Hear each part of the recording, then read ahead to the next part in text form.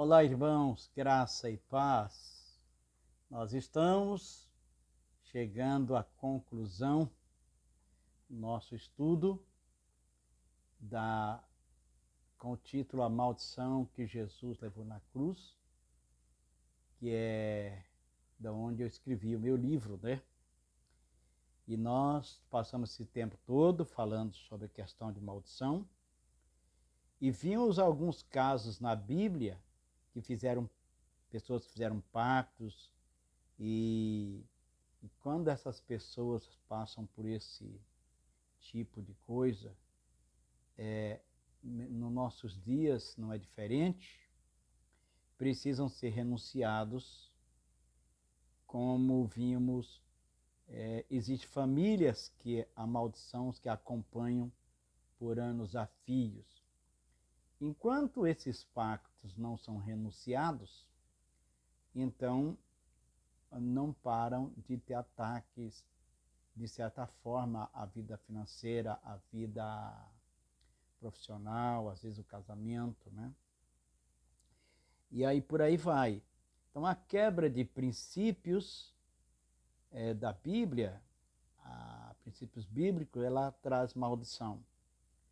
Pois é o mesmo que disciplina, né?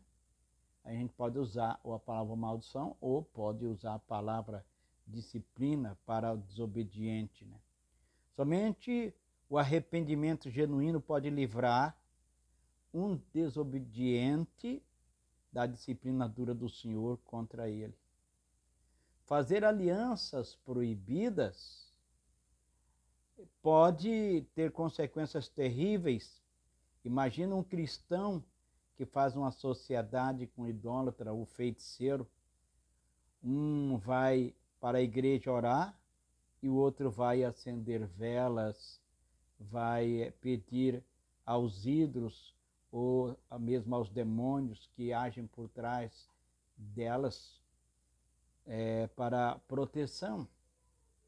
Ou o feiticeiro ou o frequentador, por exemplo, de terreiro, que faz pedido a espíritos malignos para ajudar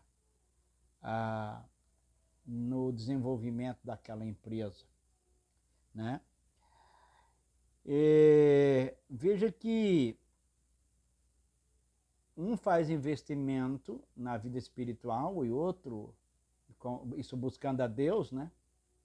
E outro faz investimento na vida espiritual buscando ajuda de espíritos maléficos. Pois bem, e aí eles buscam ajuda para os investimentos da empresa. Agora, pense você quando uma pessoa faz isso e há uma sociedade entre a pessoa que é cristã e uma pessoa não cristã. Não tem como isso dar certo, pois a Bíblia fala sobre sociedades, a Bíblia fala para não fazermos pactos com quem não tem a mesma fé em Cristo. Eu digo que se você pensa que um crente não faz isso, eu digo que você está completamente enganado. Tenho visto isso acontecer. E o que dizer de casamentos de crentes com idólatras e até com pessoas que invocam espíritos maléficos? E o que dizer das crendices dos crentes batizados que ainda praticam práticas estranhas à palavra de Deus e os pecados ainda mais absurdos que são cometidos por crentes escondidos no dia a dia? Não é fácil, meus amados, mas nós precisamos aprender uma coisa. Precisamos largar as práticas antigas. Houve um tempo em que o pecado na igreja era combatido. Havia disciplina para o desobediente. Mas hoje se apresentam soluções para os problemas que com toda certeza vão continuar. Há muitos crentes escravos de hábitos pecaminosos dos quais nunca foram libertos. A boa notícia é que não precisamos mais andar debaixo de maldição. Deus nos libertou em Cristo, por meio de seu sacrifício na cruz. Jesus ressuscitou, voltando para o céu. E ele enviou o Espírito Santo que transforma a velha natureza em nova natureza, capacitando a obedecer a Deus.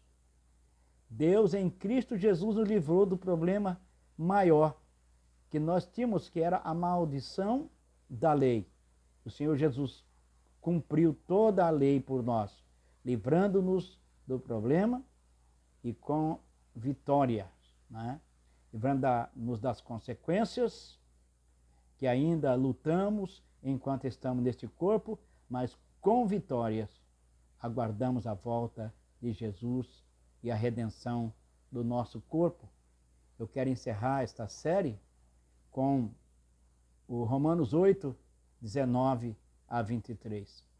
A ardente expectativa da criação aguarda a revelação dos filhos de Deus, pois a criação está sujeita à vaidade, não voluntariamente, mas por causa daquele que a sujeitou, na esperança de que a própria criação será redimida do cativeiro da corrupção para a liberdade da glória dos filhos de Deus, porque sabemos que toda a criação a um só tempo geme e suporta a angústia até agora.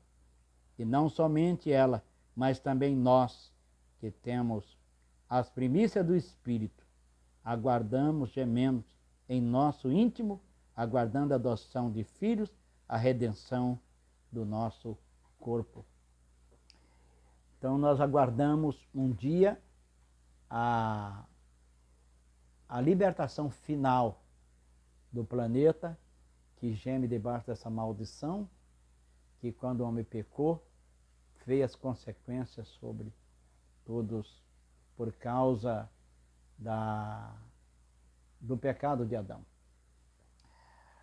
E o que eu tenho para dizer, se você é uma pessoa que se envolveu em pactos, você é cristão, a sua vida continua amarrada até hoje, eu quero te dizer uma coisa. Você precisa aprender que todo pacto precisa ser quebrado, precisa ser desfeito, precisa ser renunciado, precisa ser anulado. Eu pretendo entrar numa nova série sobre escravidão espiritual e falar sobre essa questão de pactos. Primeiro, vamos falar um pouco sobre a existência dos espíritos malignos, dos anjos caídos, como eles vieram a existir, o que fazem, como trabalham, e depois entrarmos nas questões das portas que nós abrimos e que essas portas, muitas vezes, elas nos prejudicam por causa de pactos que não foram desfeitos, que ainda estão ligados às pessoas. Precisamos renunciar tudo, largar as práticas antigas. Tem um seminário que eu faço que é sobre práticas estranhas ainda, que são feitas por cristãos, mesmo depois de conhecer a palavra de Deus. Uma hora, quem sabe, eu quero trazer essa palavra aqui, dos exemplos que nós temos na Bíblia, que são muitos, e que nunca deixou de existir entre os cristãos. Mas graças a Deus por Jesus Cristo, que nos dá a vitória. O crente precisa pensar que se a vida dele não está 100%, é porque precisa ainda de libertação. Embora muita gente ache que isso não seja necessário, porém eu penso que a salvação é instantânea, mas que a libertação, ela é um processo. Então, até o próximo vídeo, até o próximo estudo, a próxima série, que nós vamos falar sobre escravidão espiritual. Que Deus abençoe você e a sua família. Ore por mim, eu oro por você. Deus abençoe a todos. Até o próximo estudo.